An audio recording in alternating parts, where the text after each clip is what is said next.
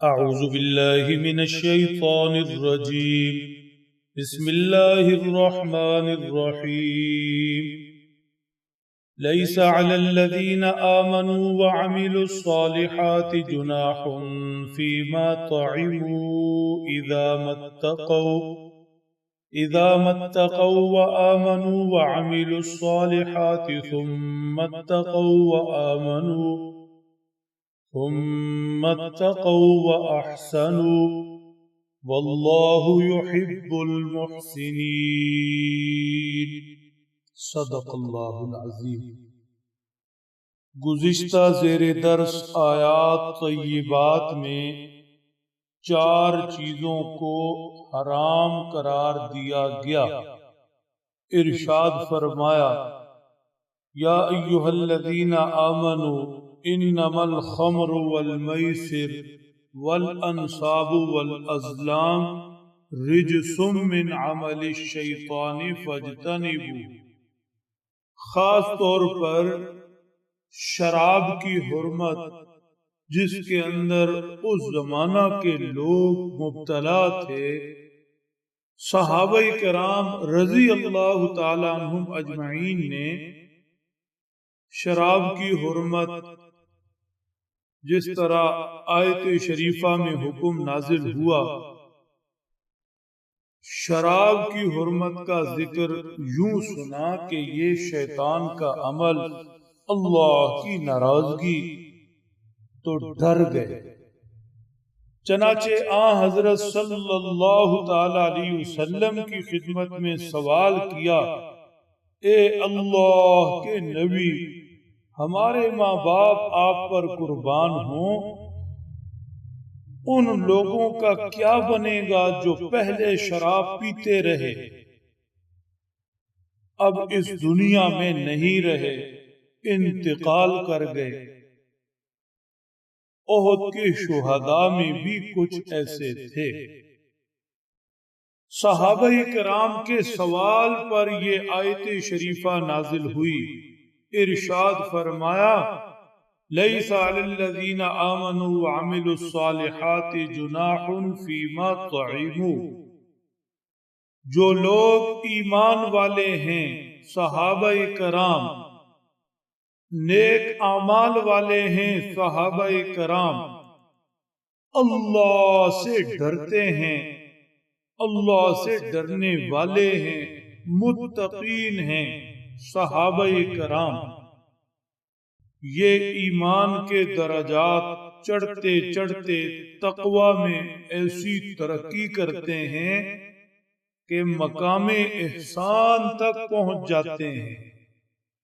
اذا متقوا وآمنوا، جب اللہ سے ڈرتے، ایمان لاتے، وعملوا الصالحات، نیک اعمال کرتے، ثم اتقوا، پھر تقوی میں اور آگے بڑھتے، وآمنوا، ایمان میں اور ترقی کرتے، ثم اتقوا، تقوی میں آخری حدوں کو چھوتے، وأحسنوا، اور مقام احسان پر فائز ہو جاتے. ایسے لوگ حکم نازل ہونے سے پہلے ان کے کسی عمل پر اللہ کی طرف سے کوئی پکڑ نہیں.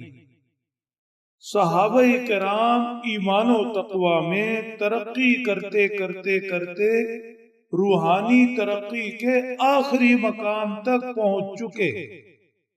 لہذا جنہوں نے شراب کے حرام ہونے کا حکم نازل ہونے سے پہلے شراب پی، جوا کھیلا، حرام کھایا، ان کے کسی عمل پر، کسی کھائے پیے پر کوئی پکڑ نہیں.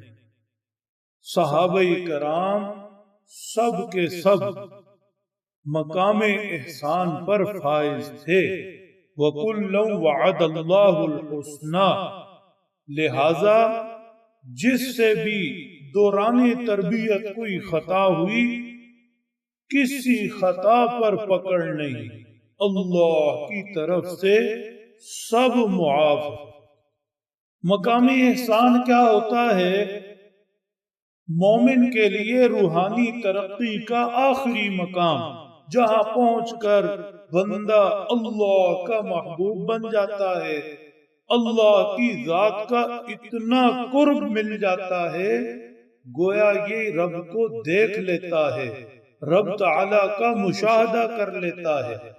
حدیث پاک میں ارشاد ہے، فرما نبی پاک صلی اللہ علیہ وسلم نے، الاحسان ان تعبد اللہ کأنک ترہ، احسان یہ ہے، مقام احسان اللہ کی ایسے عبادت کرو جیسے رب کائنات کو دیکھ رہے ہو۔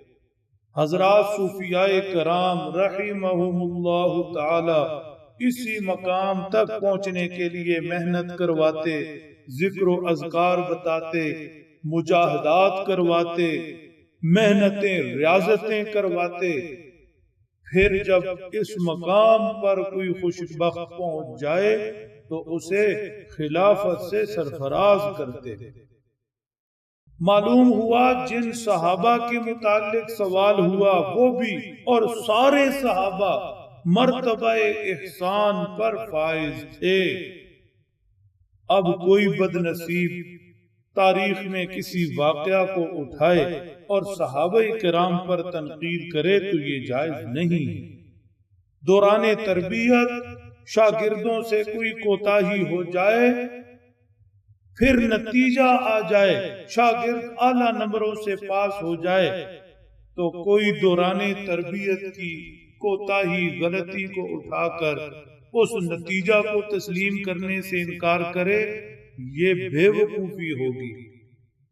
جو لوگ تربیت کے دوران ہوتے ہیں ان سے غلطیاں ہوتی ہیں، دوران تربیت کی غلطیاں اصلاح ہو جائے اور نتیجتاً شاگرد کامیاب ہو جائے تو وہ غلطیاں نہیں دیکھی جاتی۔ صحابہ کرام سارے کے سارے کلًا وعد اللہ الحسنى مقام احسان پر فائز تھے، روحانی ترقی کے بلند مقام پر پہنچے ہوئے۔ اولئک اصحاب الجنہ، مکہ مدینہ طائف کی گلیوں میں چلتے پھرتے اللہ نے ان کے لیے جنتی ہونے کے اعلان فرمائے۔ اعد لہم جنات تجری، اللہ نے ان کے لیے جنتیں تیار کی۔ یہ رتبہ بلند ملا جسے مل گیا، ہر مدعی کے واسطے دار و رسن کہاں۔ اللہ سمجھ دیں، عمل کی توفیق بخشے۔